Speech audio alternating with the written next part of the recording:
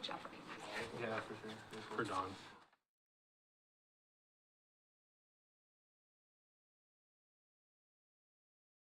Network. It's hard enough to be quiet for this hour. Is anyone else able to get internet?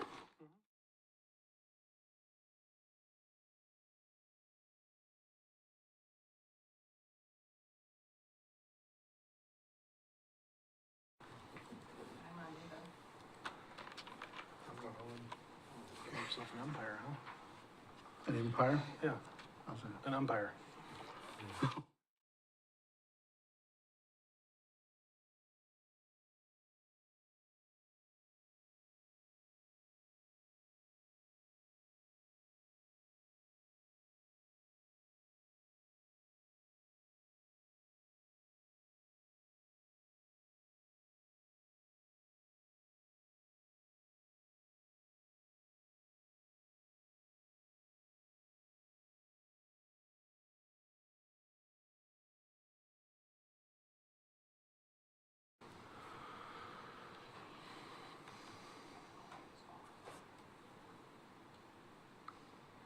No, it's too quiet. We could have story time. It's just so quiet.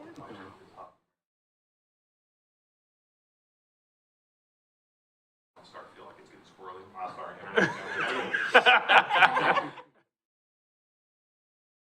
About 30 days too late on that. True story. I'm on the internet. Oh, where is that?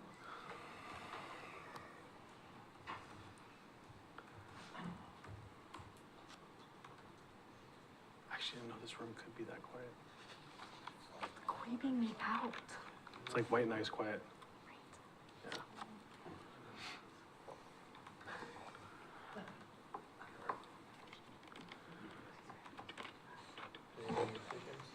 What's that? Musicians? No. Drummers. Boxers. Sure. The only thing I I would know be about wanting dropping to a see fat Jeremy beat is when I worked on.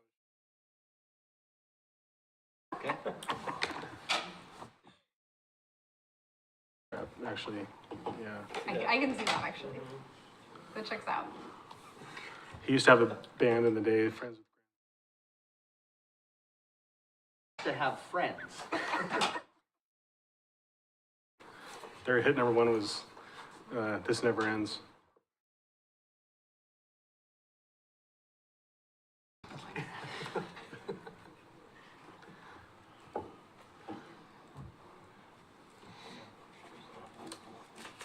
So Shane, do you have a? I mean, his do you have a name sort of number lends on, to- like, it seems like to me.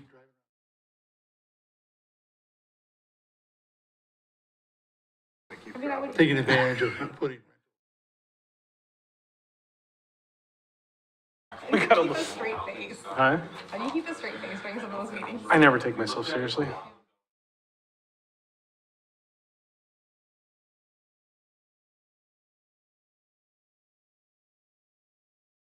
Like some of the stuff we were talking about trash cans.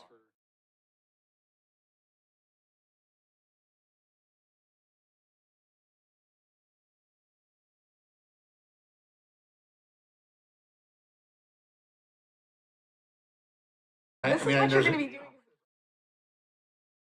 doing. Even over there by me, there's.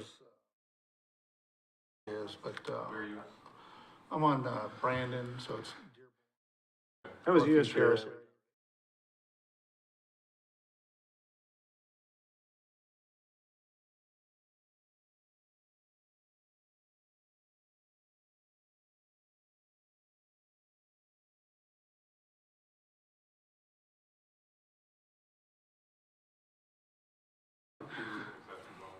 Like that's. Are those people just buying the house and then Because I see Scott. they're doing like the fellow that keep rental units in, so instead of having one rental unit, they got, say, three, or they. There's also a fair amount of folks who own the property. And You know, I had it first, so I mean, I know you're.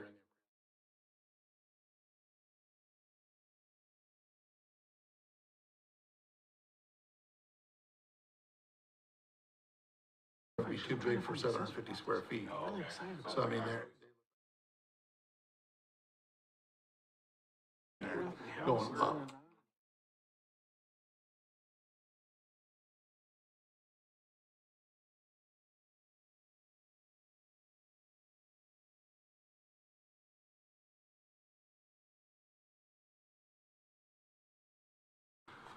Good evening. It is Wednesday, March 13th, and my computer just decided to shut down. Here we go. It is 6:07 p.m. We had a little bit of a delay because of some technical difficulties. We are here at the Keizer Civic Center, and I'd like to call this meeting to order. Second item to consider is the approval and consideration, or consideration and approval of the February minutes. Is there a motion on the February minutes, please? Nobody jump. It's very exciting. I'll move to approve the minutes. Okay. A second. Okay, we have a motion and a second to approve the minutes as presented. Is there any discussion on the minutes? Hearing none, all those in favor signify by saying aye. Aye. Any opposed, say nay. Motion passes unanimously with one absent. Third item is the appearance of interested citizens. Dawn, do we have anybody signed up tonight? No. Since we have nobody signed up, I'm gonna look out here. Is there anybody that wants to speak to the planning commission on anything this evening? Well, thank you for being here. Oh, you want to come up? No, I'm good. Okay. We have Councilor Hussman in the audience.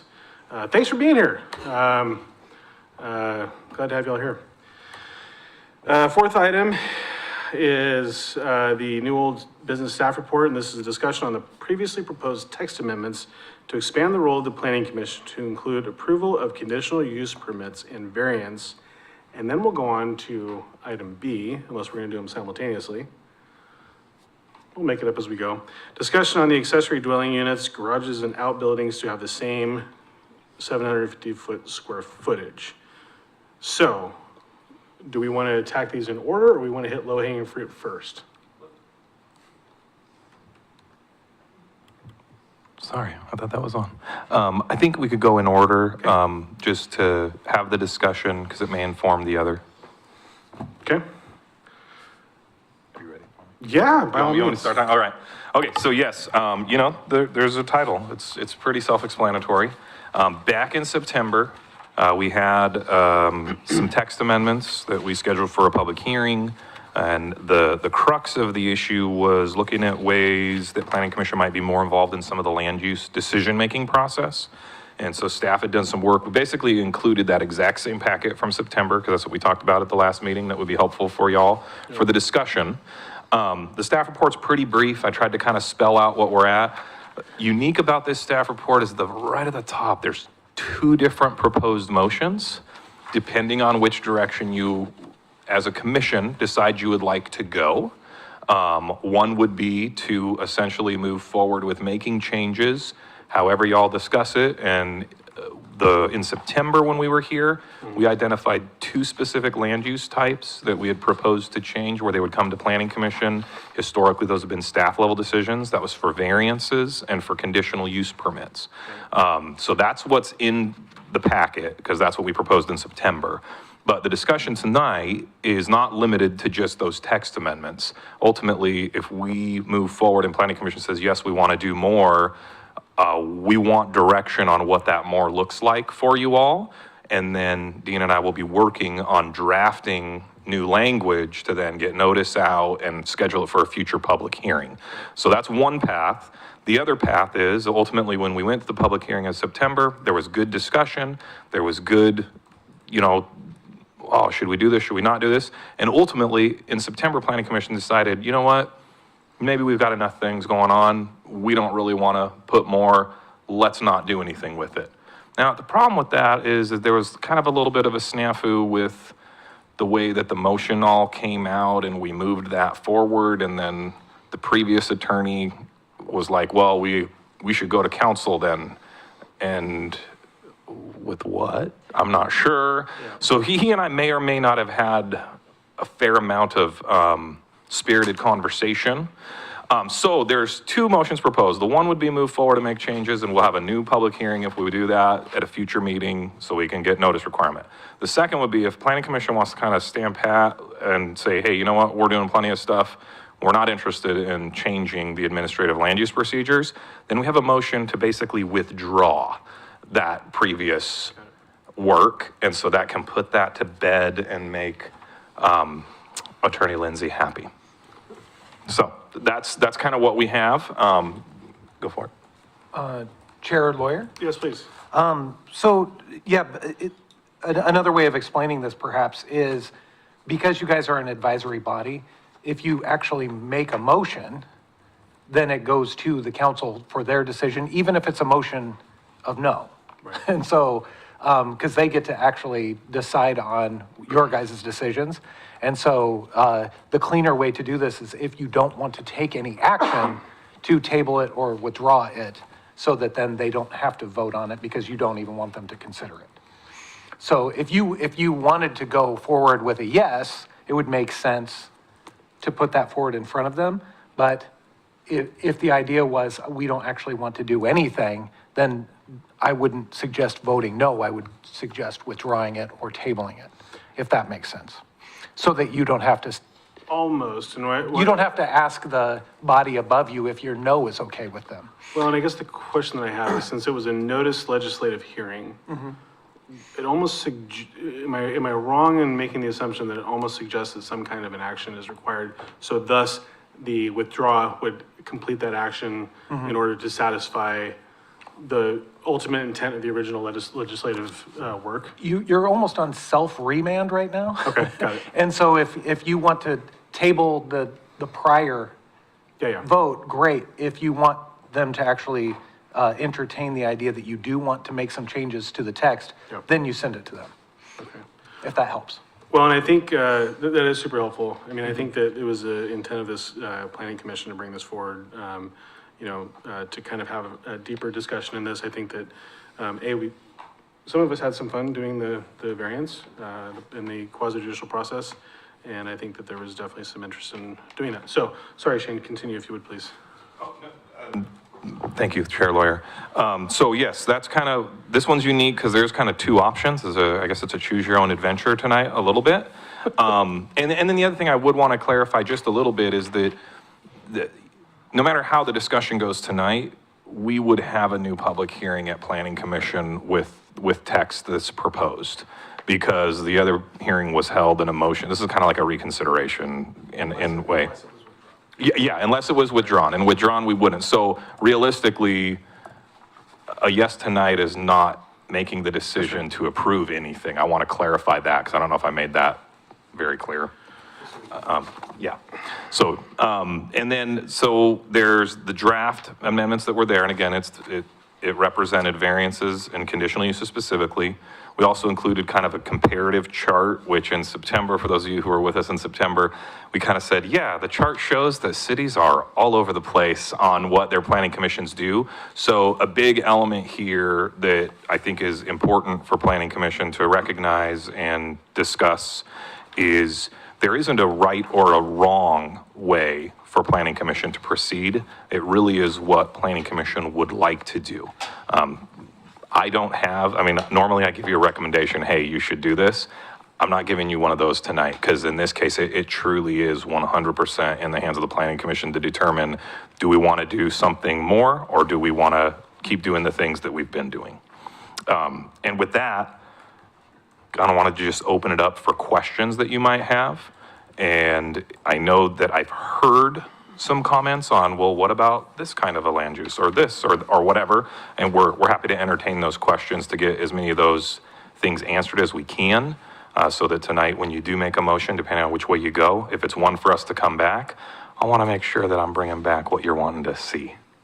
So I do want to ask a point of clarification. I'm sorry, Shane, that I captured this earlier, but my procedural brain just goes kind of nuts.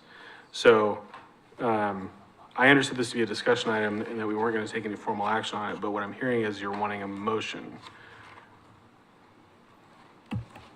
yeah, I guess that's true. So are we do we have to essentially waive the rules to consider an item? Because it's not necessarily presented as an action item except for in the staff report. So I'm just kind of wondering, I just don't want to run afoul of any procedural. If you don't want to waive the rules, instead of a motion, you could just kind of go by consensus. Okay. And then that way, we would know that there's a plurality of you that would like to have Unless we us choose to withdraw. Yeah, Okay. well, no. If it's withdrawal, you're asking about the withdrawal Right. question, then what I would suggest there is to suspend the rules and do the withdrawal. Okay. Is anybody unclear on what I'm talking about here? Nobody, I mean, you understand kind of the nature of what's being, okay. I'm not trying to be insulting, it's just my procedural brain and making sure we don't get locked up in something that's, I mean, nobody's gonna Okay. contest it, but. Correct, but at the time, we want to get it right. Right. And so, if at the time you guys are entertaining a withdrawal, then I would ask you to entertain suspension of the Okay, rules. that's fair, thank you. All right. Now that we got that out of the way, sorry for not realizing that earlier. Are we discussing now, Shane, or, I'm sorry? Yes. Great. Yes, you're free to discuss and ask questions of staff. Commissioner Grants. Thank you, Chair. Shane, I watched the hearing from September last night, and there was some discussion about numbers. How many of these types of applications come through? Have you had a chance to go through your files and put any of those numbers together? You know, I didn't before tonight, but I can tell you, since it's a new year, we currently have a variance application in that we are processing. And that is the first variance of this year and the only one. I mean, it is only February, March. And then we have a conditional use for a sign, but I don't believe we were proposing to take those because it's a different category. So that's the only two applications that are near these categories for this year. And then last year, we had the one that came to you all for the appeal. Right. And we did have we have one other conditional use last year? Yeah, that's right. So, and we did have one conditional use last year, a daycare and a church building, which I think we were in the middle of processing or had just finished when we had the hearing in September. So there has not been a ton of these applications in the last couple of years. Thank you. Commissioner Witters. Just for my clarification, what's the difference between a variance and a conditional use? No, that's a great question, actually, and I probably should have explained that a little bit better at the beginning. I think we might have talked about that in September, but Rob, you weren't with us in September, so it totally makes sense. So a variance is basically an exception to a kind of a set standard in the code. What we describe them as is like basically anything that's a quantifiable standard, an applicant has the right to request a variance to that standard. The most common are setbacks, or maybe building heights, or lot coverage, things like that. So if we have a setback that's a 20-foot setback that's a required 20 feet, and their site is constrained, and they're like, hey, I've only got 18 feet, they might come to us and request a variance to reduce that. We've had, like I said, that's the most common variance I've processed over the years. We've done a few building height ones where they want to exceed the max height and increase it a little bit. Trying to think if there was any other major ones. Generally, we don't. We've had some people want to get some like right-of-way width and or access easement width reductions. In fact, the one that we processed with the appeal, that's what they initially wanted, but in conferring with the fire district, they said we'd rather have them reduce the setback than the width of the access. Right. So that's kind of what a variance is. A conditional use is very different. Mr. Lindsay's predecessor always reminded me, Shane, remember, a conditional use is a use that is allowed with conditions. It's not a yes or a no, it's a, no, you can do it, but the city has the ability to place conditions on it. And so the one that was referenced just a few minutes ago, there was a daycare that was going to be operating in a church. And a daycare use, depending on the number of children that you're serving, the state has some rules that they outright are allowed in residential areas, but I think the magic number now is 16, if I remember right off the top of my head. If you're providing a daycare for more than 16 children, and it's not considered I can't remember what the term the state uses, they keep changing it, but family daycare provider is what it used to be called. I think it's called something a little bit different now. But if it's a larger, more children than that, you can still do it in the zone, but there is a conditional use process to go through where staff historically would consider things like, okay, what are ways to mitigate and what are the concerns that are being expressed by the neighbors? Is there fencing requirements? Is there additional parking spaces needed? Is there sound attenuation needed or something like that? Or maybe limiting some aspects of it. So that's kind of the big difference between a conditional use and a variance. A variance is truly an exception to a rule. A conditional use is, it's allowed, but now what are the appropriate conditions the city might place on that application? So, And the only, sorry, Yes, Chair Lloyd. please. The only thing I could add to that is, if you think about what an outright permitted use would be, somebody says, here's the list of things I could actually do. The conditional use is a different category. Yeah. And those intentionally require more, basically either staff or you guys to look at and kind of mitigate, because the use is not outright permitted, so we have to look at it a little closer. and so by taking that up, the commission would have to look at the applicable substantive criteria of the conditional use code, or the sections within the code that would be conditioned, and any argument we would have either in favor or against the conditions would have to be directly applied to the applicable substantive criteria, right? So, and I just need, like, I love terms like quantifiable and percentages and stuff, but I want to break it down to like, I don't know anything about anything numbers. So when I read here, and I'm reading on page 30 of 62 in our packet, and this is under section 3.105.04. Sub D, no, just kidding. I'm gonna try this again. Sub C, which the minor variance does not expand or reduce quantifiable standard by more than 20% and is the minimum necessary to achieve the purpose. So, in the most basic terms, and I'm not gonna use the right numbers, but if the setback is 10 feet and they need to come in 1.9 feet, then they would not require, or they would require a minor variance. But if they came in, 20 inches, or if they go beyond that 20%, then Right. it would shift to a major variance. Yeah, that's- so 10 could go to 8. Okay. That's right at 20%. Okay. But if you didn't have 8 feet, it would be a major variance at that point. Okay. And kick you into the more scrutinous criteria. Minor variance criteria is a little simpler to justify. Major variance is more difficult to justify. So that theme also would apply to height as well, correct? So if we have a height limitation, but because maybe they want to put an eagle statue on top of their house, that eagle statue would Yeah, effectively. I was going to say, yes, there are some actual exemptions in the code to height, things like spires, antennas, aerials, that's some, fine. so there's some other things, but yes, your basic concept there is absolutely solid. Okay, that's interesting. And then majors, anything obviously beyond that, right? Yeah. Yeah. Thank you for helping me put that in lay terms. I think that, now, Commissioner Grantz, last time there was a particular catalyst that raised a concern for you. And one of it, I believe, had to do with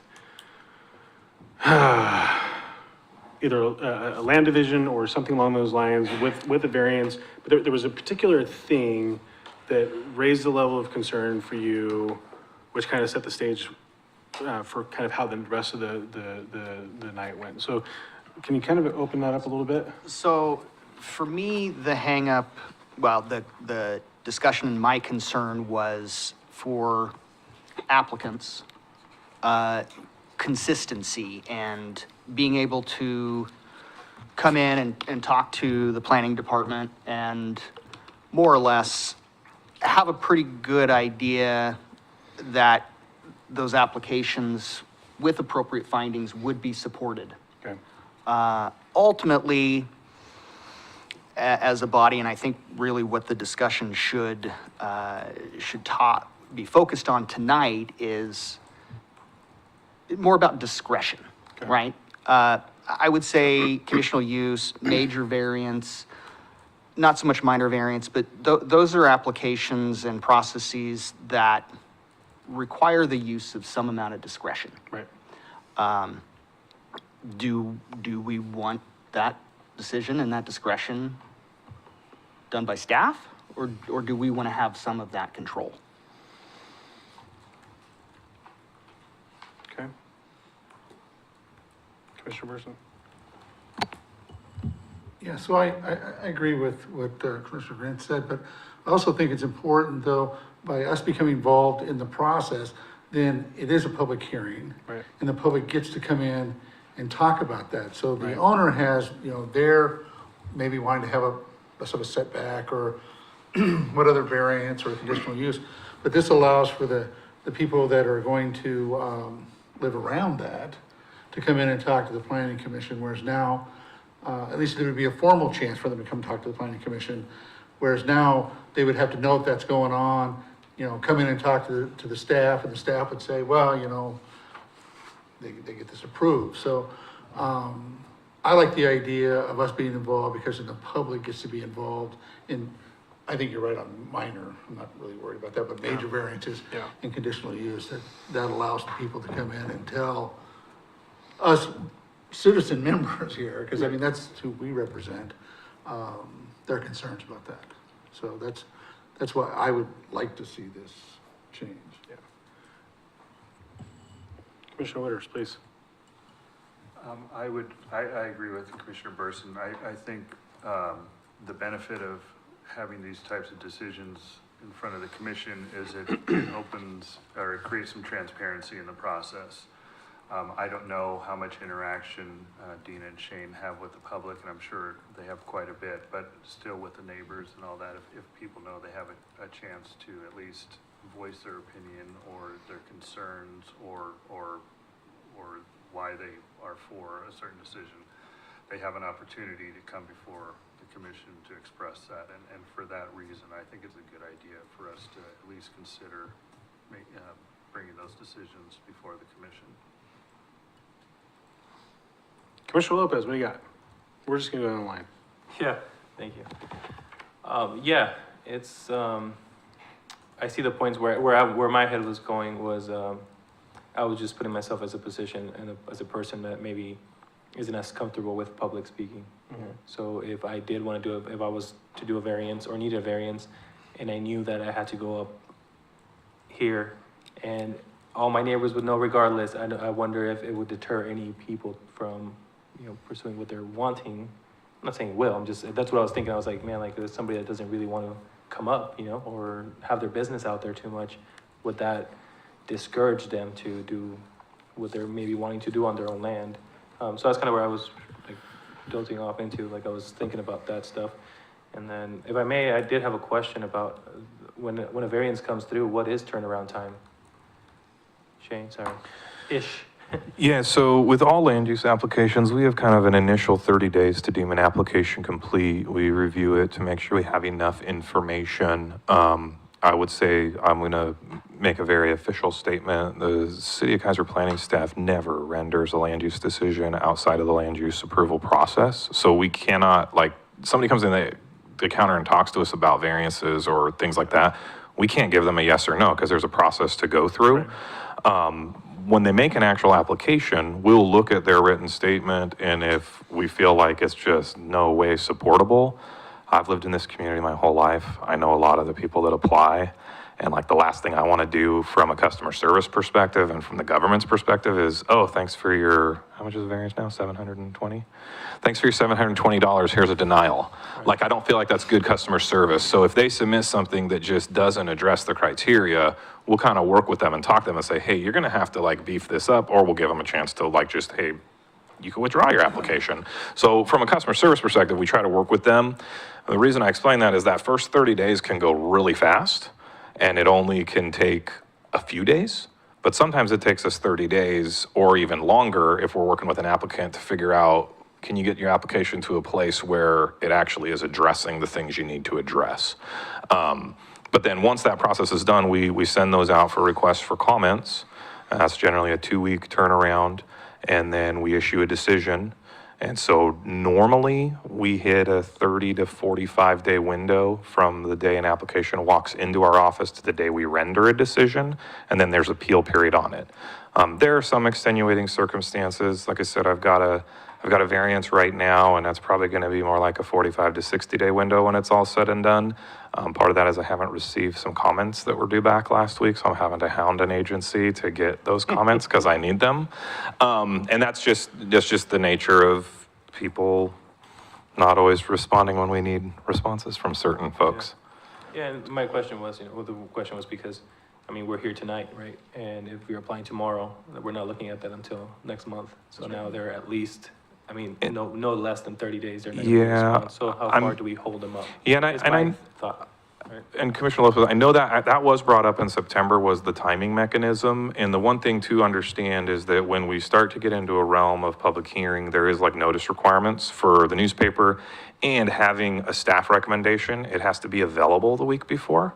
And so it does kind of change, like we would have to be, well, our planning commission historically and always has met once a month on the second Wednesday of the month, unless it's Valentine's Day and we might move it a week or whatever. In cities where planning commissions do a lot more administrative actions, oftentimes they meet more often. That's right. Or they schedule special meetings in order to follow through with that. And there is that possibility because there's also like the 120-day rule with the state of Oregon. Right. And so there could be a scenario where, depending on what the planning commission chooses to do, we may get into scenarios where, hey, we're gonna have to like notice and have a special meeting and find a day that works, that we can get a quorum in order to be compliant with state rules that go along with that. But generally, from a staff level, we try to get those done in like a 45 to 60 day window, which is pretty fast. And with, Mayor? Yeah, please. With knowledge of maybe how other commissions do it, is that timeline just bigger for those commissions that do take those that make the calls instead of the staff? Probably, yes. Yeah, I mean, I think it does depend, but generally, when we get into holding a hearing, like when we do subdivisions, we have a hearings officer decision on that. I will tell people like, you're more in a 60 to 90 day window for approval for those, and that's still faster than most places. But I'm proud of how quickly we turn things. But yeah, when you're dealing with calendars and set meetings, it's a little different than we're dealing with Dina and I being available to crunch out a report at our desk and get things done. So I want to offer thought, and I'll go to the city attorney. I think that if we proceed down this path, there has been precedents where this body has chosen to meet as necessary to accomplish the work that Dina and Shane have put before us. And so I would hope that if we choose to go down this path, we set the standard that, they may call and say, hey, we got something coming up and this is going to really push this out much further. And so I think we just need, this body would need to be responsive to that and be a little bit flexible. And I think we would. I mean, we've been generally pretty flexible as much as we can, right? City Attorney Lindsay.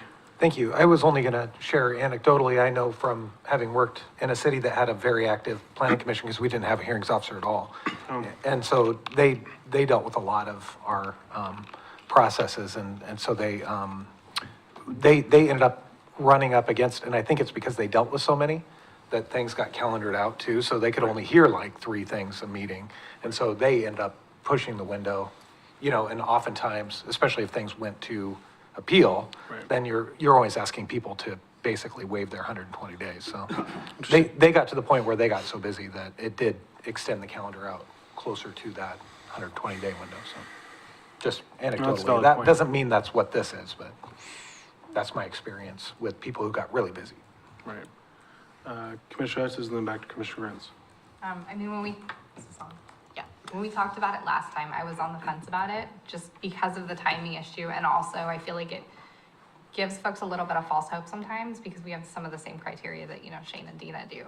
But when you come in front of this group, it feels like maybe these people side with me. But listening to everything you guys are saying tonight and everything, I think it's worth exploring. That's a valid point. Commissioner Rents? Yeah, I just wanted to respond to Commissioner Lopez's comments about timing. I mean, I don't know that I'd be real concerned about timing, specifically for variances, major variance. I mean, you're asking to break the rules, essentially, right? So it takes as long as it takes. Eh, Yeah, so, yeah. I mean, that's coming from the horse's mouth. I mean, you're not gonna get me. Commissioner Burson, please. yeah. So, and just to add to that, don't need breaking the rules, but once that rule is broke, there's something permanent there. Right. With the broken rule. So if it takes just a little bit more time, again, I think it's worth doing that.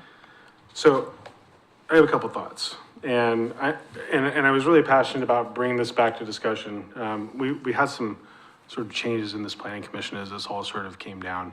And that was largely kind of I didn't give this, in my vote in the original thing, I didn't give this planning commission enough credit for the current members, but also the members that were coming on.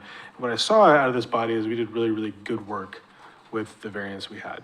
And my thought is, I actually really want to make sure that what's not here is master plans. We've had a number of master plans that have come forward, and frankly, this body has never seen them in terms of amendments and things like that.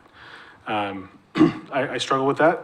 I know the former city attorney and I talked about that, and I would like to put that on the table for consideration to include any amendments to master plans in the city.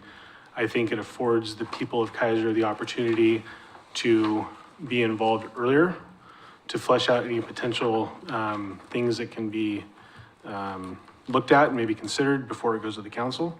So that's just one thing I would offer.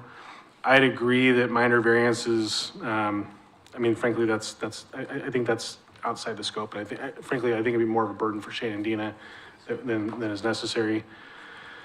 You know, there's sort of a duality as it relates to public participation, because yes, we do want the public to participate. I mean, that's goal one. We talked in depth about that and talking about the strategic plan.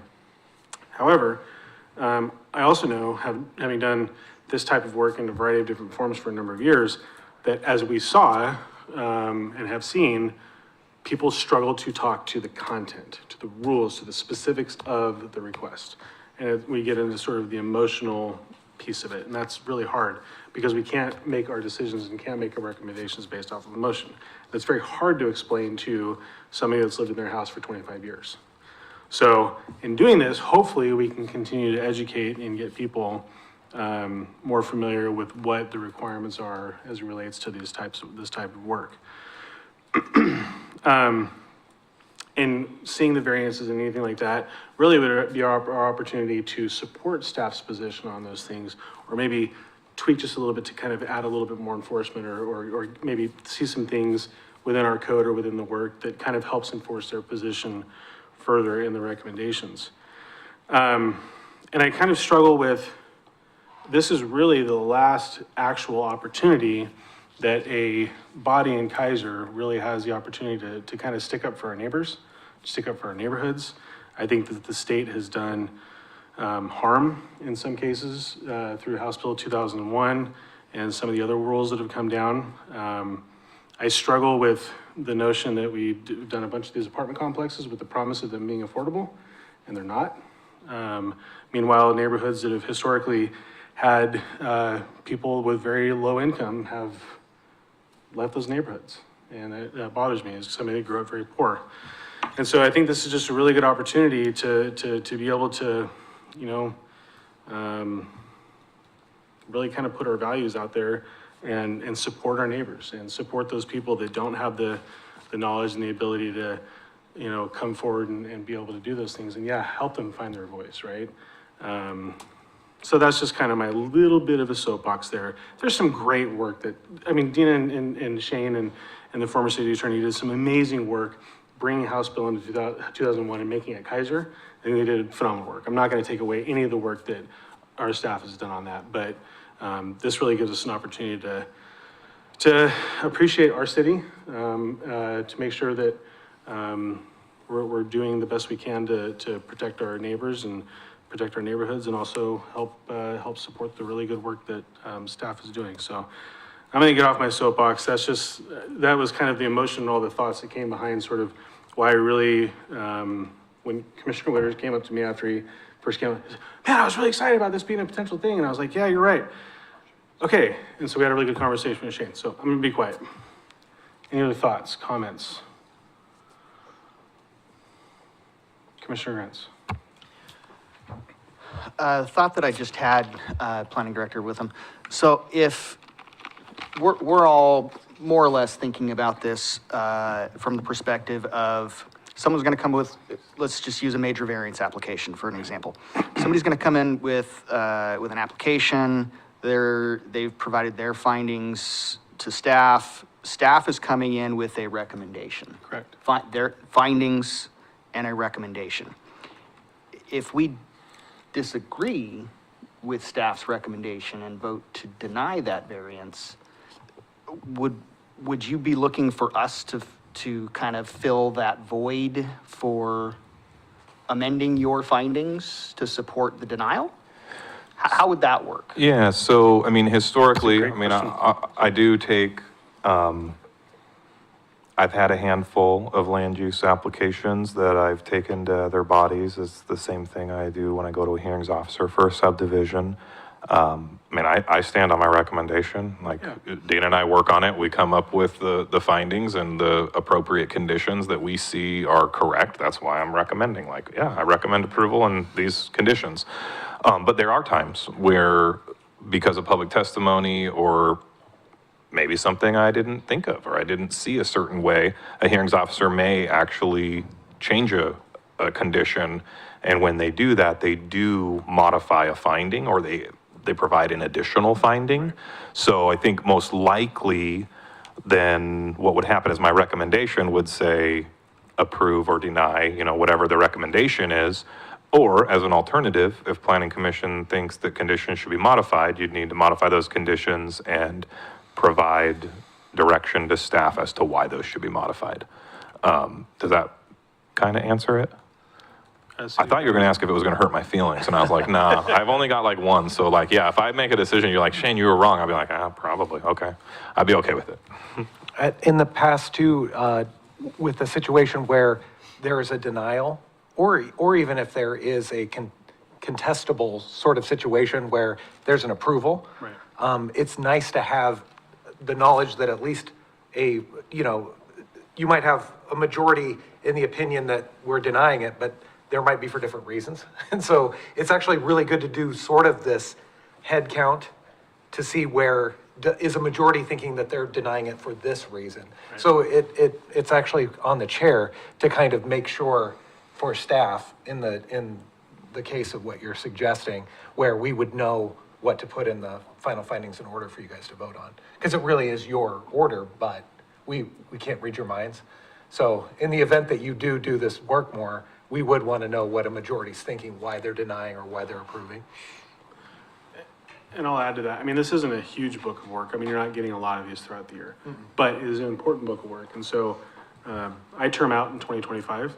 I know you're all very happy about that. But this body is going to have to be committed to doing that work. And it's not, I think we're all very good at what we do up here. There's a lot of really good dialogue and stuff like that, but it will come with some additional homework and demands because you kind of have to understand the nature of the criteria that you're coming forward, and everything has to be based on that criteria. I mean, it has to be, I mean, you can't take the emotion into it, right? I mean, so I think that it goes without saying, we all know this, but I just want to make sure it's really clear because this will be additional work as they come across if we continue to go down this path. Commissioner Lopez. Thank you, Chair. So I just want to clarify, follow up with your question. So it would be, you guys would still be doing what you're doing now, but instead of that being the final say, you'll come up to us, present us your recommendation, and then that's where we come in, which we would have that a week before or sooner. I mean, depending on time sensitive. Okay, that clears it up a ton for me too. Yeah, and to get us all in the same, it was just going to be. I was going to say, if I may, I mean, I think the best example is right now we go to a hearings officer for a subdivision. I write a huge staff recommendation or staff report, whatever you want to call it. systematically goes through all the applicable review criteria. And then at the hearings officer hears the testimony from the people that come to testify, or if written testimony is provided or whatever. His primary role when he renders his decision is to address that testimony and to point out how the application either has addressed it or didn't address it. And oftentimes there are findings in the staff recommendation that address this concern that was raised.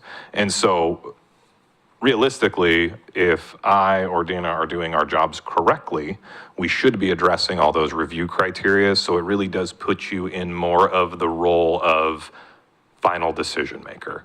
Whereas right now, I am the final decision maker on a variance or a conditional use and what those appropriate conditions are. So. Commissioner Estes.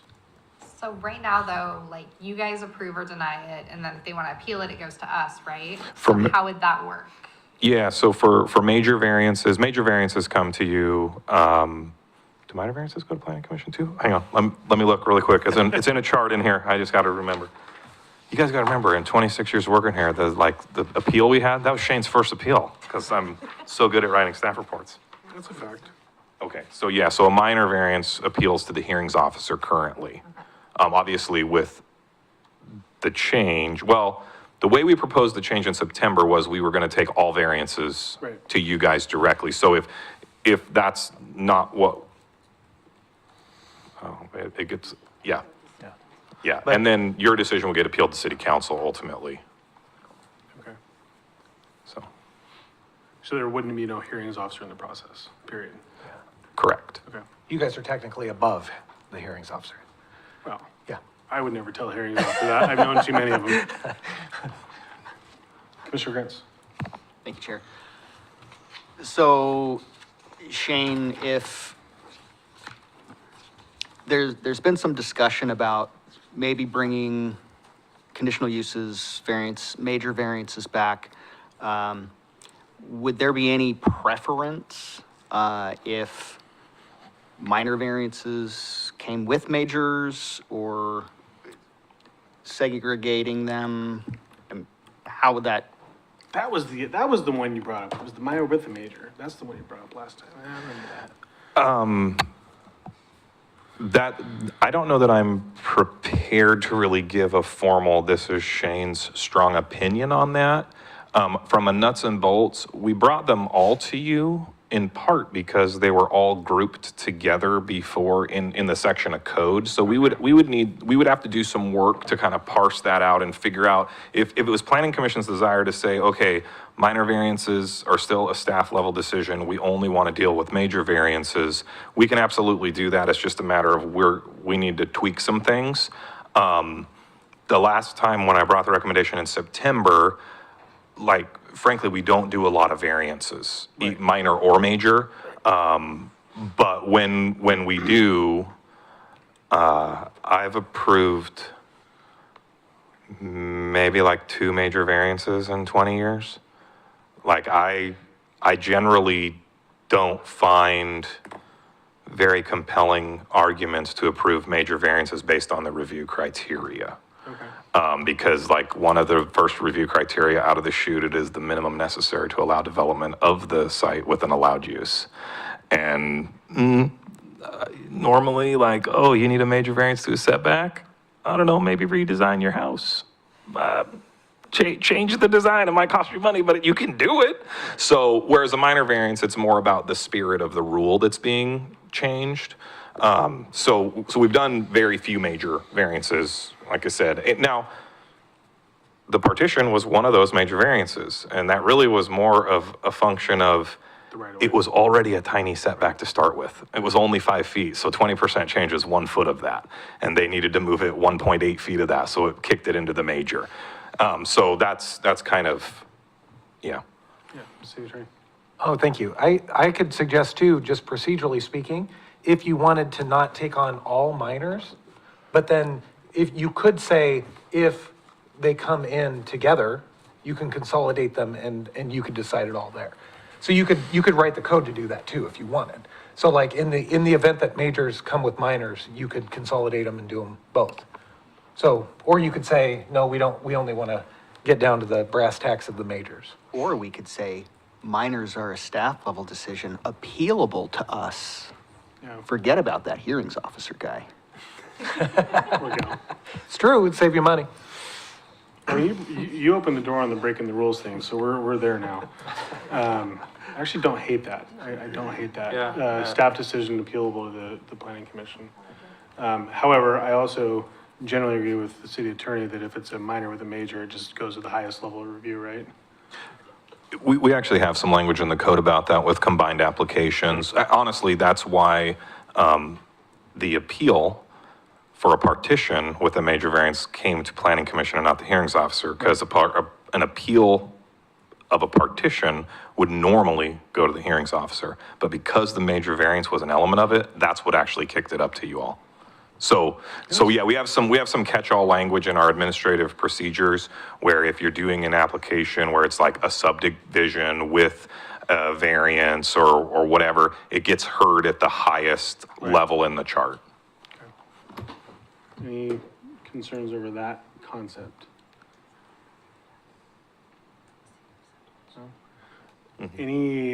So I introduced something that isn't discussed, which is the master plans. I'd like to just kind of spend a minute on that. I know it's outside the scope of what we had here, but since it's open, thoughts? Does anybody like that idea, hate that idea? What do we think about that? Whoa, made her leave. Oh, yeah, she's like, I'm done. Okay. She's gonna sing about it. Thank you, Chair. My thoughts are, it kind of depends on the level of the amendment. I mean, yes, it makes sense. We were the final decision makers for the original master plan. If it's amended, it should come back to us for a recommendation. But if it's like under the minor variance style of an amendment to that, I don't know. There isn't really a distinction in the code to that level.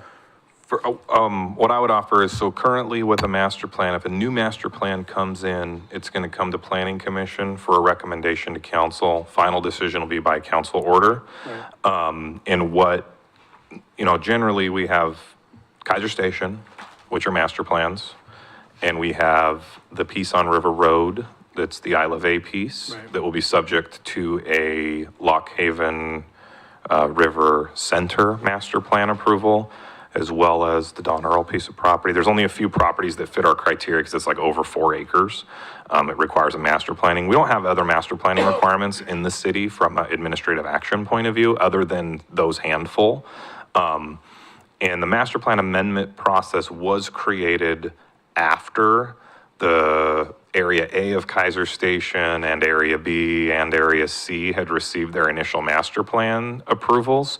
And then as the developer went through and started kind of on, well, we're going to tweak this building, it's going to look different, it's going to whatever, we didn't really have a process. So instead of going through the big arduous process that was created, it was a long time ago. And it's a pretty limited scope. It is for site plan changes, landscaping changes, building location changes.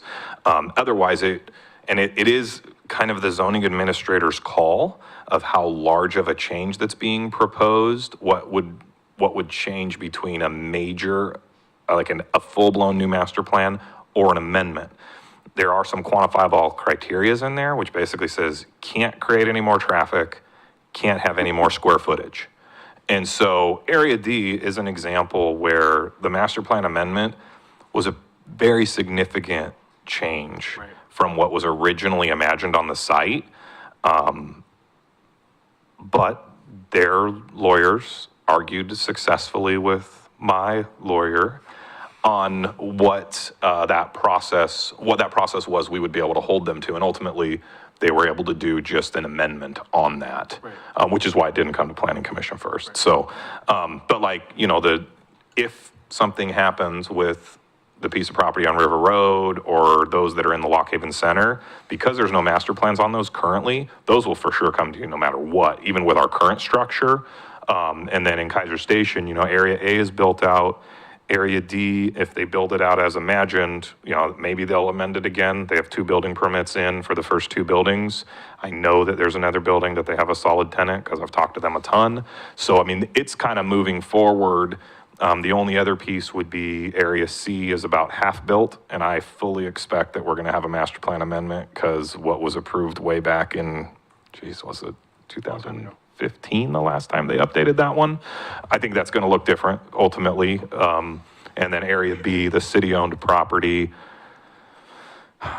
I mean, it got amended for a movie theater that didn't happen. So I would guess that one will also get amended at some point. The city will be the initiator there, most likely. You can see the movies, you just gotta put the Oculus on. Yeah, and walk around. right. So I think, you know, ultimately, the amendment criteria is pretty finite now. But again, it goes to council. I think a lot of that was determined because it was like the Keizer Station development was happening, and they wanted to have a faster process than going through the full master plan process for them. Personally, I struggle with the idea of, and I don't disagree, like there is this element of, well, does it feel like an amendment? But again, we have to drop back to some sort of actual criteria that we look at. So, but like I said, obviously, if planning commission wants to move forward with that, that's a pretty easy change. We just it's like 2 words that we just redline and change to different words, and then it would all come to you first for a recommendation to council.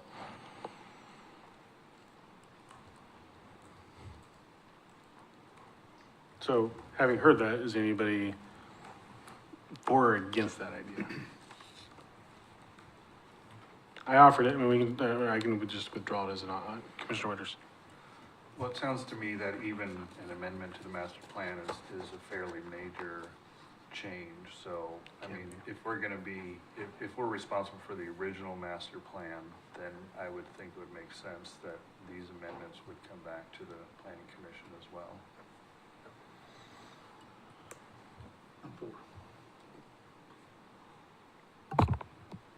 We're just talking about hearing about it. I'd hear about it. Commissioner Lopez? I concur. I hear about it. Uh-oh. They're both shaking their head. Oh, I was We were wondering, we're observing pretty good unanimity here, but we were asking about what consensus actually means if we're looking for consensus on what to bring back to you guys, so. Do you want thumbs up? Well, no, we're good. I mean, we're observing it. Okay, no, that's right. Yeah. I don't mean to be flippant, I apologize. You'll either learn to love me or hate me, I'm sorry. These guys all know. Peanut gallery, I think, is sometimes often the comment. One time, I know, it still hurts. Okay, so, I'm gonna summarize what I think I'm hearing, okay? So we're gonna scrap minor variances unless the minor includes a major, at which point that all comes up to the highest level of review. We're gonna stick with conditional uses. And we want to include, amendments to master plans. What am I missing? Commissioner Grants? Do we want to consider having minors a staff level decision? Yes, And change the great point. appeal from hearings officer to us? Yes, thank you for that clarification. So, do I need to restate it? Are we okay with that, Dawn? I didn't get Commissioner Grentz's. So, okay, I'll restate the whole thing. So, we're gonna scrap the idea of minors. Minors will be a staff level decision appealable to the planning commission instead of the hearings officer. A minor variance that comes with a major would be treated as a major and come to the highest level of review. We'll continue to, we'll bring on the majors, we're gonna bring on conditional uses, and we're gonna also bring on, master plan amendments. Is that north and south? Am I wrong on any of that? Okay, so that's, I think, what we're thinking. Is there any reattacks from you all? no, I think that's what I had written down on my notes. So I would thank you for restating it because that was kind of the consensus vibe I was getting from the discussion. The other thing I would point out is that obviously with us bringing back actual draft language at a public hearing for your consideration, I would encourage you all when we get that set, and it won't be for the next meeting because we're outside of the window That's right. of notice and whatnot. So we'd be looking at, what month is it? March, April? We'd be May. looking at May. So my plan would be Dina and I will work diligently to put together a package of amendments for notice and your consideration at the May meeting. And then I would encourage you, as you're looking through those things, if you have questions, you let me know, of course. Yep. But remember, when we're in that public hearing and you close it and you deliberate, you can make a motion to change the language that we've proposed.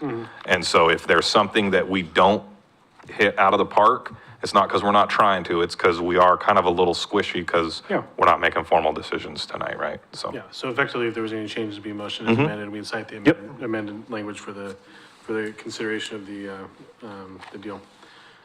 All right. Let's move on to, sub B on agenda item number 4, which is discussion on auxiliary dwelling units. Garages and outbuildings to have the same square footage, 750 square foot. This seems super simple. I mean, Commissioner Burson, go ahead, please.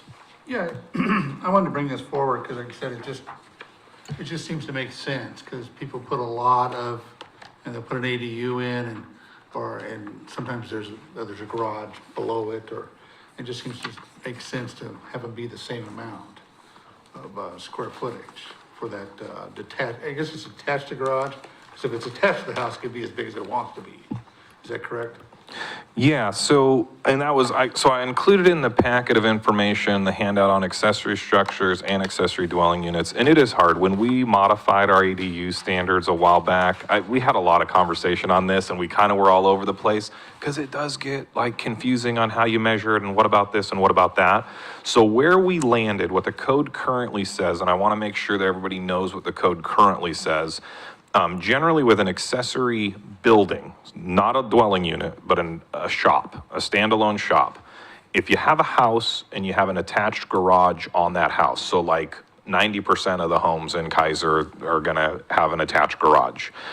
If you wanna build an outbuilding, you're limited to 600 square feet in area. And that's what you get for an outbuilding, for your footprint. If you do not have a garage, so say you're living in a house that is maybe a different style, or it's one of the older homes that just didn't have a garage in that era, then we already allow you to go up to 750 square feet for a detached garage if it is being used to store a vehicle in it. So like the Planning Commission considered that a few years ago and upped that standard. But what Commissioner Burson is speaking to, it does get a little bit wonky. And when we revisited the ADU standards, there was a ton of confusion previously, because ADUs just talked about 750 square feet, but then you can convert a garage, but you can only convert 750 square feet of it, or well, what if a brand new structure comes in? And so it got a little bit confusing, and ultimately where the commission landed when we modified the ADU standards was, hey, if you don't have a garage on your house, and you're wanting to build a detached garage and put an ADU above it, you'd be able to do the 750 stacked. But if you already have that attached garage, you can only have a shop of 600 square feet. Now, if you were to do a shop of 600 square feet and an ADU in a separate building, you can do the ADU of 750 square feet, because that's what our standard is. And so if you stacked them, you would be limited to the ground floor footprint for the shop building still being 600 square feet, which would mean that ADU instead of 750 would be limited to the 600. So that's kind of what, I think what I'm understanding, what Commissioner Burson is saying is like, why aren't we just saying 750 for everything and just simplifying it? So that I think is what the consideration was, correct? That's correct. Okay. I just want to clarify something. If you have an attached garage, and you build a 600 or 750 square foot shop, If you have an attached garage, I won't let you build 750 square feet. say again? If you have, Change this, it would. yeah, if you already had an attached, right, there's no proposed language in front of you, it's just the existing language. So currently, if you have a house with a 2-car attached garage or a single car attached garage as part of your home, you can build a 600 square foot shop. And then put an ADU on top. Yep. But it is limited to 600 square feet of area. The because- ADU is still technically limited to 750, so I guess if you cantilevered, or if you had part of it downstairs, or, I mean, I think Very nice theoretically, stairwell up the side. yeah. Why, I remember this, and I remember this kind of being a bonkers thing when we talked about it, and I don't remember what the issue was. I feel like one of the issues, because this was 3-4 years ago? I feel like we changed the ADU standards like 6 times, Yeah, Chair Lawyer, so yeah. I don't know. It was a while back, Because I think Gary was still on it at the time. maybe. Yeah.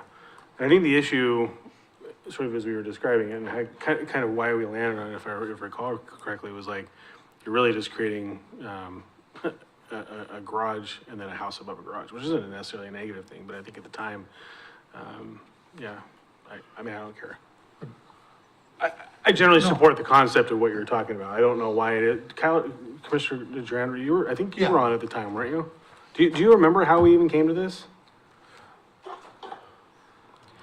I think we decided to stay with the historical 600 square. I think foot. that's what it was, I think right? that was it. It was just, that's the way it had been, and rather than changing it, when we added the ADU part of it. Right. We just said the ADU makes sense at 750 Right. because of size, trying to live in a, in a 600 square foot place seems difficult. Right. 750 sounded like a good number, but let's keep the shop building, the historical 600.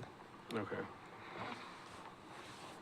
Please. So, I mean, I didn't really want to bring in ADUs. I mean, ADUs is part of my argument, but, really all I want to look at is just changing the square footage of the shop from 6 to 750. You're looking at adding 150 square feet, so somebody builds just a standalone shop without an ADU, it can go to, 750. And I think we have a lot of places in Keizer that would support 750 and make all the other rules with setbacks and all the other variances we talked about before. Yeah, I mean, well, no, honestly, that's, So, and we also know that Keizer has a lot of outbuildings, shops, if you want to call them that are above 600 square foot right now. sure, yeah, And this, he said it was historically 600 square foot, but I don't know how far that 98. went. 98? Yeah, and in 1998, when the development, 98, yeah. was above that amount. Yeah, I don't know if there was I'm sure there wasn't a was limit no. back when we were the county. One of the things, and I think, and Dino actually corrected me, so we did actually revisit the ADU section to provide more consistency, and that was actually back in July of '23 is when we got those adopted and in effect, so we would have had a hearing probably in May. So that was the most recent, but we didn't touch the accessory structure standards. What we did is we connected the accessory structure standards Right. to the upper story. But we didn't expand the square footage. Correct. We did not expand the square footage. And what I can say, and I think I shared with the commission in the past, so, obviously there is this historical element. I've worked here for a pretty long time, like 26 years, but almost the whole time I've worked here, the current development code we use is the code we use, right? It was adopted in 98. May of 98 is when the current development code kind of went into effect. And that was when the 600 square foot limitation came into being. Prior to that, I don't remember what the limit was, or even if there was a limit. I know back in the county days, there wouldn't have been a limit. But part of that is in response to a city that has a very limited land supply, and when housing is in high demand, if there's an allowance for extremely large shop buildings, that may preclude or prevent or prohibit future owners from wanting to redevelop land with housing uses. So I think that's kind of historically why that number got in there. But yeah, clearly it is within the Planning Commission's power to say, hey, let's initiate a text amendment to change the size allowable for accessory structures. I don't know if the state will watch that closer because of their desire for urbanized densities or not. I mean, honestly, I don't know. But that would be, from a structural perspective, if you wanted to make a change to address that, we wouldn't actually have to touch the ADU section again, because it's already aligned with the accessory structure standards section. You would just change the accessory structure standards section. So this says accessory dwelling, but we want to say accessory structure. Correct. Well, that's right. So that was based on the comment was because of the ADUs it. and having Okay. accessory structures and accessory dwellings the same. But if that's the scope of what was being changed, just I personally think, I think it makes a lot of sense, right? Because right now we're building really, really tiny places for people to live and stacking them on top of each other, and then they gotta drive 2.5 miles down the road to their nearest friendly $250 a month storage unit. So if we can give them another 150 square feet to store their stuff and they can live on top of it, makes more sense to me than having to drive around and pay a lot of money for a storage unit. I'm sorry, don't? Well, that's also a possibility, Counselor Duran, you're correct. I was trying to be less flippant. Well, the 150 square feet, I mean, it's 10 by 15, it's really Yeah, it's one not bad. parking place. Right. You know, so. Or a storage unit. Like I said, or a storage unit, Yeah. so, anyway, I would like whatever we need to do to actually try to bring this. So we just, effectively, we just need to change the accessory structure, limitations to 750 square feet to make it sort of comport more directly with the possibility of the ADU, correct? And we have a hearing on that, is that right? Yeah, right. Okay. Thoughts, concerns? Yeah, Just, once again, as far as you know, the reason behind the 600 square foot had to do with just infill possibility or, you know, partitioning lots, you know, for development of residential properties. Yeah, and shops just dominating the visual landscape in neighborhoods, because shops can be 0 feet off of a property line. They can be a lot closer than a house can be. So yeah, so it has to do with aesthetics, it has to do with lot coverages, all of those kinds of things are where the limitation was. It's hard, like I review these permits, and I will tell you that you can build a shop that's 200 square feet without a building permit up to 15 feet average height, I think now, is how the building code is. And when those shops go up in the corner of somebody's yard in a neighborhood, Yep. we get a lot of calls. And they are blown away that we're not making them get building permits, and how can it be right next to my fence and all of that. So 600 square foot shop is, a standard 2-car garage is 440 square feet. So you're talking about almost double the size that you're gonna let somebody put in the backyard. And yeah, depending on the lot and where they fit, most of the times when people wanna have extra large shops, they're on extra large properties that do have that development potential. I will say I have approved multiple minor variances to shop sizes to go up to 720 square feet, because that's a minor variance. I've never approved a major, well, no, I approved one major variance because it was a very different kind of situation, and we had a letter from the governor himself. That was years and years ago, and it had more to do with, it was already there, but maybe wasn't quite established 100% legally. But so we have approved a handful. I mean, I can think of several shop variances we've approved up to that 720 square foot, when somebody can demonstrate to us that, hey, this isn't going to completely preclude my ability to redevelop, and I got plenty of space for it. Because that normally is the most common argument is, you tell me I got a half acre and I can't only have a 600 square foot shop. I'm like, yeah, you live in a city, you don't live in a county. So that's kind of what is a pretty common piece. But yeah, so that is why the 600 square foot. Now, again, if in 98 they had picked 750 square feet, would anybody cared? Probably not, we wouldn't have known any better. Really what changed the inconsistency was the number we ended up landing on for ADUs. And the history on that is that we used to allow a percentage. So since 98, we've allowed ADUs in Keizer, whether or not you knew it or not. But what we said is it couldn't be greater than 25% of the main home. And then when the legislature passed a bill that said every city shall allow ADUs, they came out with guidance and they recommended that we would allow ADUs up to 900 square feet everywhere. And at that point in time, the Planning Commission and the council and a lot of citizens were not really excited about just extra homes being built without any kind of a land use process. And we reduced it down and landed on 750. I have no idea why it landed on 750 at that time and not 600 or not some other number, to be perfectly honest. But I do know that that's what happened because I was here. I think it literally just boiled down to negotiations. I think Gary brought forward 750, and that's where we landed at one point. Yeah, and I know we had some testimony that there were a few builders wanted it to get bumped up to 900, and it was like, no, we're not going that high. So, so that's kind of what kind of created this. That really is what the onus for creating the inconsistency, more than the number was wrong to begin with. It just, things changed with the ADU stuff. I remember the percentage conversation. I don't even want to go there again. Commissioner Grants. Thank you, Chair.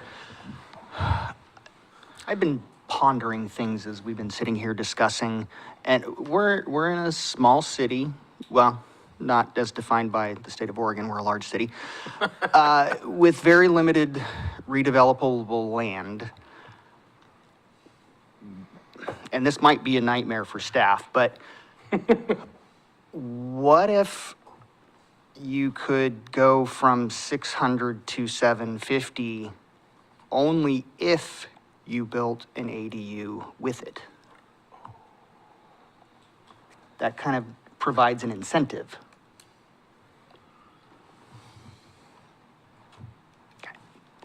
Again, I brought this up because, you know, my goal is to have a home with a shop, and I would like to continue to live in this town, to have additional vehicles and stuff. And so if I bought the home, it really wasn't going to have somebody else live there, other than my wife and I, and having this, this extended shop out there, like I said, or I could always redesign my home and have a, 2,000 square foot garage attached to a, 2,500 square foot home, which, you kind of get the same thing. But it looks like to me what's happening in practice is that people are limited to 600 square feet unless they come in and ask you for a minor variance, then they get up to 720. So now really what we're talking about is 30 square feet, 3 by 10. But that minor variances increases over 800 though, if they came in for. Well, again, though, we just talked earlier Yeah, yeah. about minor variances we could give direction to the staff that on this, they don't go past that, they'd have to appeal it to us, right? Because isn't that where the minor variances, when we just talked about Yeah. for the last hour, Yeah, is yeah. gonna come to us? And so, I'm not looking for like a change in the speed limit where, okay, we're gonna go to 65, but you can really drive 70.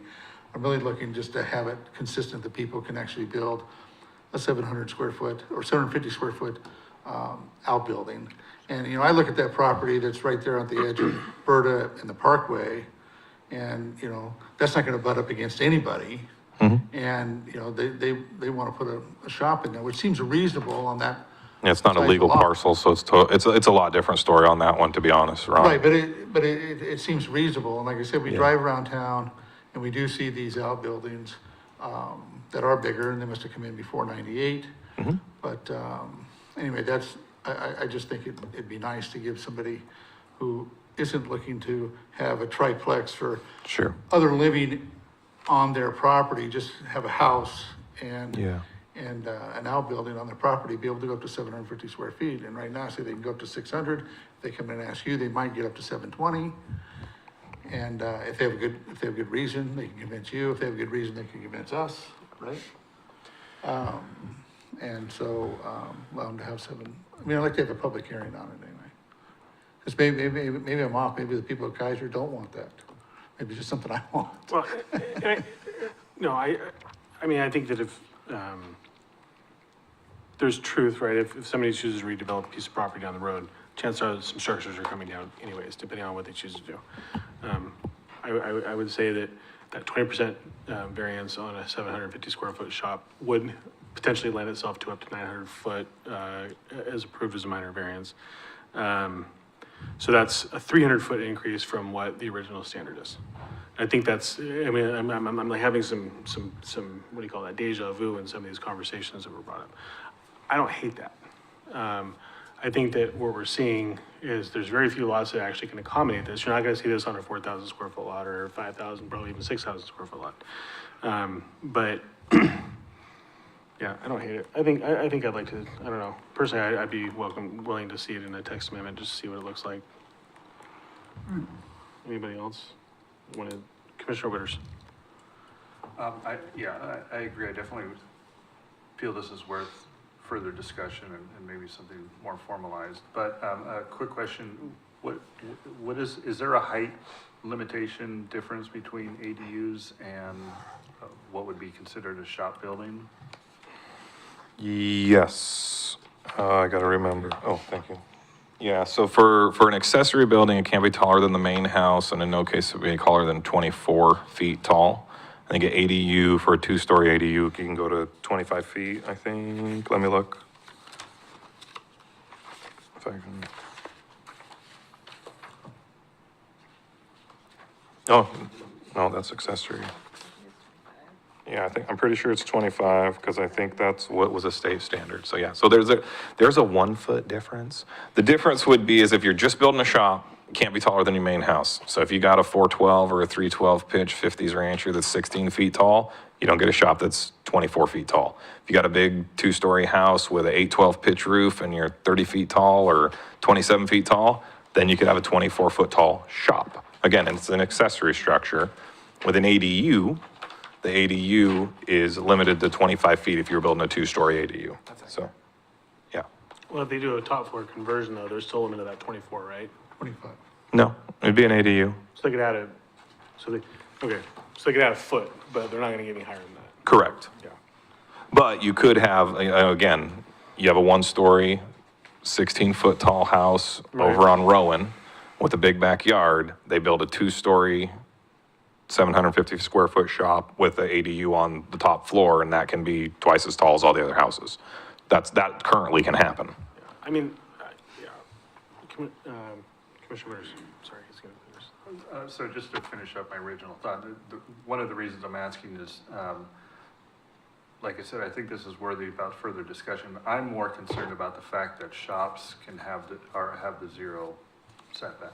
I think, I think setbacks are for a reason. So if you have now a larger, taller building right on somebody's yard, that's when you're gonna start getting some of the neighbors. Sure, and as you get taller, Rob, the setback does increase with an accessory structure. So it does, it's a sliding scale. So it starts at 0 with an 8-foot wall, and then as the wall gets taller, it has to move further away.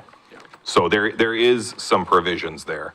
But yeah, that is kind of the reality. That's on page 58 of 62, as the sliding scale, if you want to look at it. 58, you said?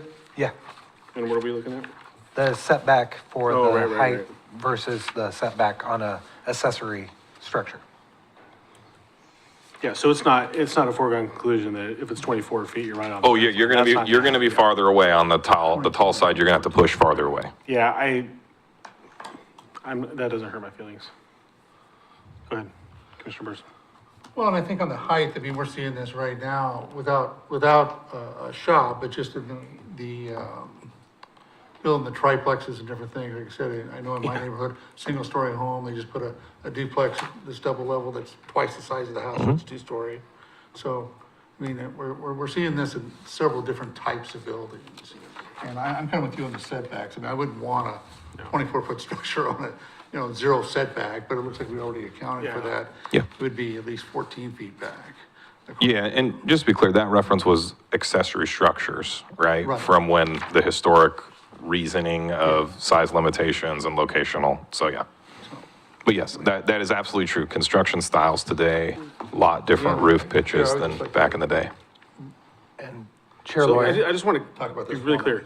On 58, that's, the setbacks is for an accessory structure. correct. Great, thank you. And on page 61, at the very bottom, it's the setback if it's an ADU. Yeah. So that's 10 feet if you do the 2-story structure. Okay.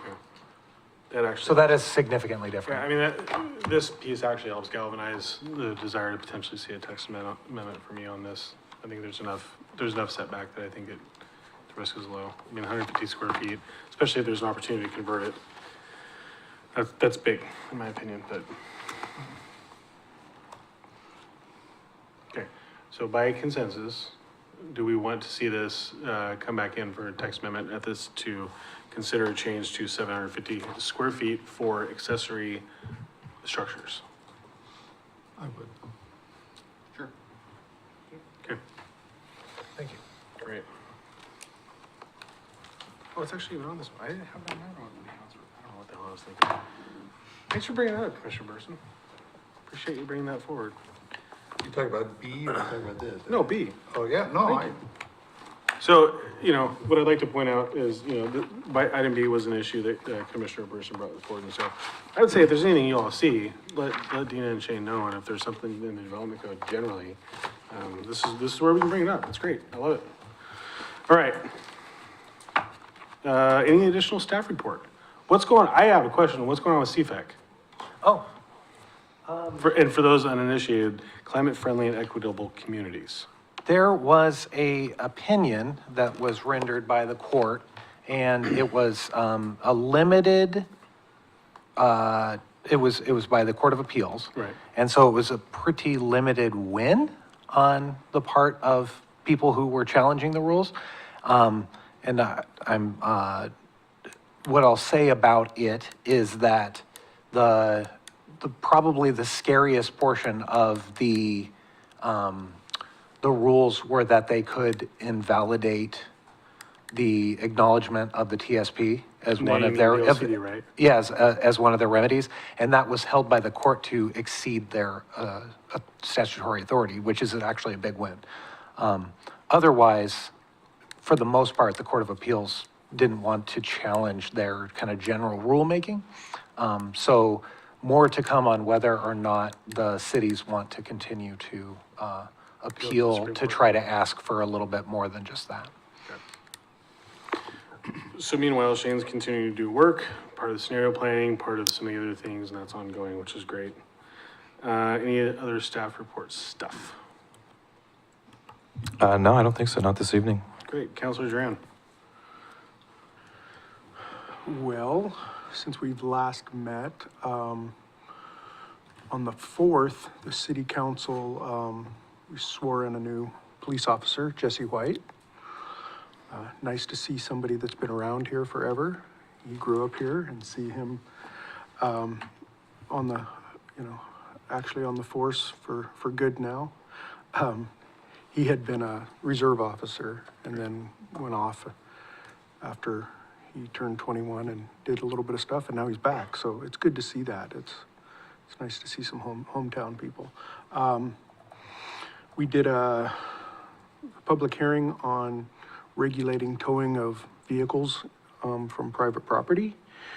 So that was something that we got, quite a bit of discussion on, and I think there'll still be some more to come after that was done, but we'll see that in the future. I think a couple questions came up after the fact. Yeah, that was about it. This Monday, we met with the CDEC committee, which is now I'm drawing a blank. Yeah, Community Diversity Engagement Committee. Okay. I always forget how it starts. That was the work session, yeah? That was a work session on Monday. And it was, interesting to see what all the stuff that they have done over the 3 years that they've been in, as a committee, and hope that they can get on and do some more stuff. But that's about it. Great. And it's not on here, but I'll ask you, Angelica, what's going on? What's all the awesome things happening in McNary? Tell us all the good things. So spring sports are in full effect. We have tennis, baseball, and softball. We had a tennis match today, and I believe yesterday was the first baseball match. We also had an intermediate orchestra festival today, and we have districts for choir, band, and orchestra coming up. A lot of music, a lot of sports. It's a lot of fun.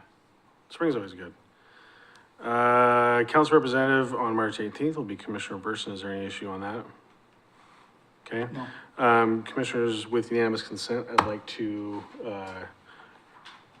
cancel the April 10th meeting to allow Dina and Shane the opportunity to do the work necessary to bring these text amendments forward. Is there any concern or major issues on that? Okay. Good to go.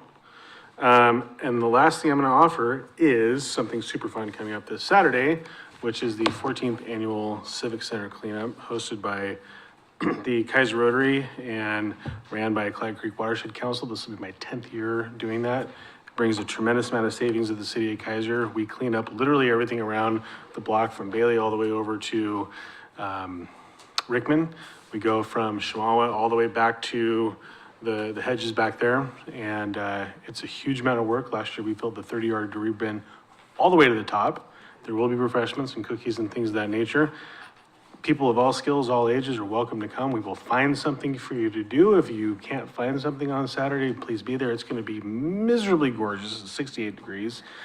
So if you are follically challenged like I am, wear sunscreen. Counselor Duran.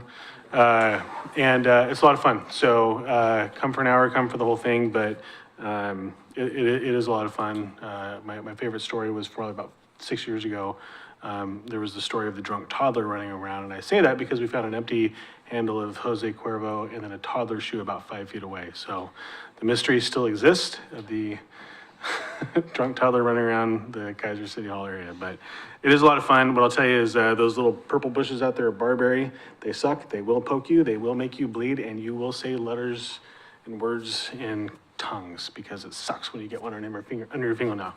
So it starts at 9 a.m., be there a little bit early to check in, and really look forward to seeing you out there. And I'd love to see a bunch of McNary kids out there. Yes. Excuse me, young people. Kids is a derogatory thing, I guess, potentially.